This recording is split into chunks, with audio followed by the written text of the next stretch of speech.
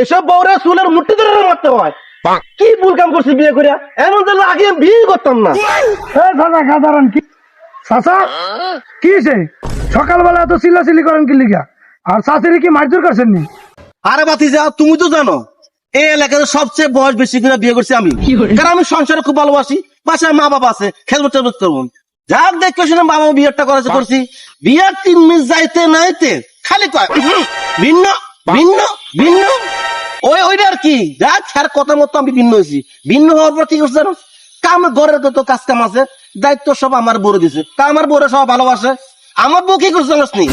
ওই হাড়ি পাতুল দিয়ে যখন চাল দুটো খুশকুনে যায়, প্রতিদিন এক ডিব্বা চাল করে রাখে, ওই গাড়ির নিচে থুয়ে দেয়। কই তো গাড়ির নিচে থুয়ে দেয়। এ থুইতে 5 কেজি মতো জমাইছে। হে জমানো ভরে আমার খালি কয় ভিন্ন যাও ভিন্ন যাও ভিন্ন যাও।